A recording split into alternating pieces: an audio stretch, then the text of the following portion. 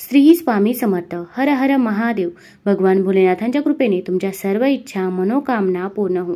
उद्या आहे दुसरा श्रावणी सोमवार. या दिवशी जर आपण काही उपाय केले, काही सेवा केल्या तर त्या खूप म्हणजे खूप प्रभावी ठरतात. भरपूर वेळा आपल्या आयुष्यामध्ये अनेक अडचणी, अडथळे, संकटे असतात.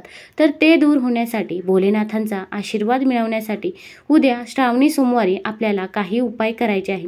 पण काही चुका या आपल्याला करायच्या नाही. तर आता भरपूर महिलांना मासिक धर्म असतो किंवा इतरही काही अडचणी असतात. तर आपल्याला या श्रावणी सोमवारी केस धुवायचे आहे का, तसेच या दिवशी कोणता उपाय करावा की ज्यामुळे आपल्या घरामध्ये सुख, शांती आणि समृद्धी येईल, याबद्दलची सर्व माहिती आपण आज या व्हिडिओमधून जाणून घेणार आहोत. तत्पूर्वी तुम्ही चॅनलमध्ये नवीन असाल तर चॅनलला लाईक करा आणि सबस्क्राईब देखील करा. कमेंटमध्ये श्री स्वामी समर्थ किंवा हर हर महादेव लिहायला विसरू नका. श्रावण सोमवार हा भगवान शिवशंकरांचा वार असतो. तर या दिवशी आपल्याला भगवान शिवशंकरांची मनोभावे पूजा करायची आहे. तुमच्या घरामध्ये जर शिवलिंग असेल तर घरामध्ये देखील तुम्ही पूजा करू शकता किंवा अगदी तुम्ही मंदिरामध्ये पूजा करण्यासाठी गेला तरी पण चालेल. भगवान भोलेनाथांची प्रदोष काळामध्ये केलेली सेवा ही कधीही वाया जात नाही असे म्हणतात. त्यामुळे जर तुम्हाला शक्य असेल तर प्रदोष काळामध्ये तुम्ही सेवा करण्याचा प्रयत्न करा. मग सायंकाळी 5 ते 7च्या दरम्यान तुम्ही प्रदोष काळामध्ये पूजा ही करू शकता. आपल्याला भगवान शिवशंकरांच्या मंदिरामध्ये जायचं आहे. पहिल्यांदा तिथे जे काही निर्माल्य आहे ते निर्माल्य आपण काढायचं आहे. आता आपल्याला भगवान शिवशंकरांना शुद्ध जलाने अभिषेक करायचा आहे. त्यानंतर तुम्ही पंचामृताने अभिषेक करावा किंवा दूध, दही याने देखील अभिषेक करू शकता. भगवान शिवशंकरांना ज्या काही वस्तू प्रिय आहे त्या वस्तू आपण त्यांना अर्पण करायच्या आहे. मग बेलपत्र असेल, धतुरा असेल तर या सर्व गोष्टी अर्पण करायच्या आहे. तसेच भगवान शिवशंकरांना चंदन हे लावायचं आहे, भस्म लावायचं आहे. तसेच शमीपत्र देखील अर्पण करावं. शमीपत्राशिवाय पूजा ही अर्धवट मानली जाते असे म्हणतात. तसेच भगवान शिवशंकरांना साज शृंगार हा देखील खूप प्रिय आहे. मग शिवलिंगावरती तुम्ही सफेद रंगाची फुले ही अर्पण करू शकता. सफेद रंगाची फुले ही भगवान शिवशंकरांना अतिप्रिय आहे. आपण जर घरी पूजा करत असाल तर घरी देखील आपण अशाच प्रकारे पूजा सेवा ही करायची आहे. तसेच आपण बेलपत्र देखील अर्पण करावे. मग तुम्ही 5, 7 किंवा अगदी 108 बेलपत्र देखील अर्पण करू शकता. तसेच आपण जेव्हा एक बेलपत्र हातामध्ये घेतो तेव्हा आपल्याला शिवनामावली म्हणायची आहे. भगवान शिवशंकरांची 108 नावे घ्यायची आहे. मग नावे घेतल्यानंतर आपण हे बेलपत्र शिवलिंगावरती अर्पण करायचं आहे. त्यानंतर भोलेनाथांना तुमची जी काही इच्छा आहे, जी काही मनोकामना आहे ती सांगायची आहे. अगदी कठीणातली कठीण कोणतीही इच्छा असू द्या, ती तुम्ही भोलेनाथांना सांगितली तर भोलेनाथ नक्कीच पूर्ण करतात. फक्त आपल्याला 108 नामावली ही घ्यायचीच आहे. अगदी तुम्हाला म्हणणे शक्य होत नसेल तर तुम्ही मोबाईलवरती लावून देऊ शकता. मग तुम्ही श्रवण केले तरी पण चालेल. यामुळे भोलेनाथ हे आपली इच्छा नक्कीच पूर्ण करतात. भोलेनाथ हे खूप भोळे आहे. तुम्ही जर मनापासून पूजा केली, सेवा केली तर ते नक्कीच प्रसन्न होतात. आता जर आपल्याला हा उपाय मंदिरामध्ये करणे शक्य नसेल तर तुम्ही घरी देखील हा उपाय केला तरी पण चालेल. तसेच भगवान शिवशंकरांची जी जलाधारी आहे तिथले देखील आपल्याला थोडेसे पाणी ग्रहण करायचे आहे.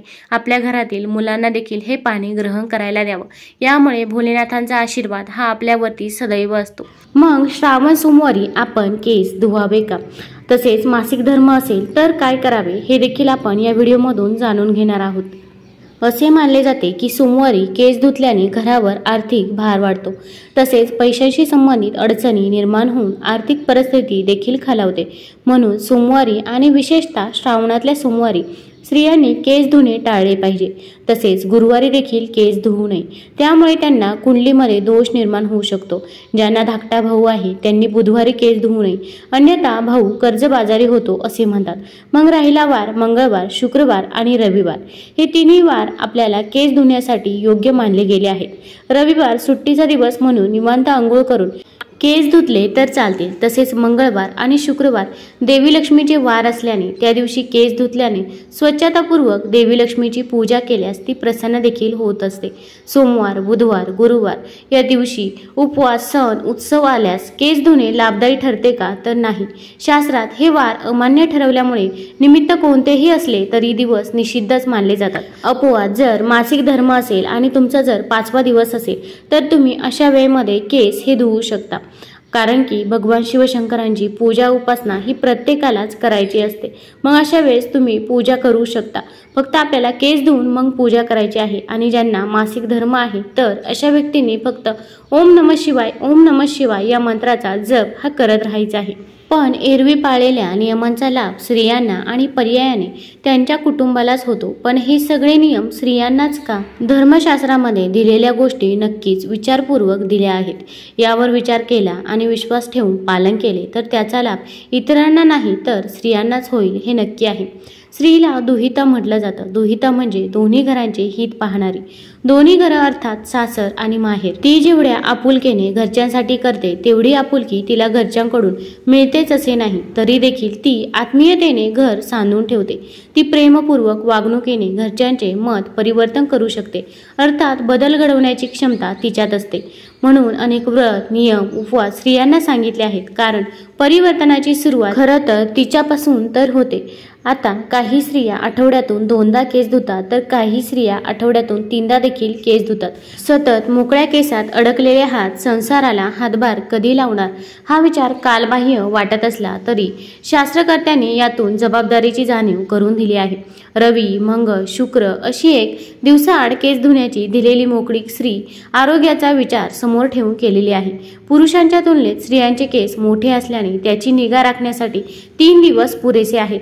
वारंवार केस धुतल्याने केसांचा पोत देखील बिघडतो। केस गळतात, वाढ खुंटते। केसांची चांगली तेल मालिश मिळावी म्हणून या दृष्टीनेही दिवसांची आखणी केली आहे। परंतु मनुष्य स्वभाव पाहता सरळ सांगितलेल्या गोष्टी त्याला पचनी पडत नाही। अशा वेळी धर्मशास्त्राचा आधार घेऊन काही गोष्टी सांगितल्या जातात। धर्मशास्त्र म्हटल्यावर कोणी प्रश्न उपस्थित न करता नियमांचे काटेकोरपणे पालन करतात।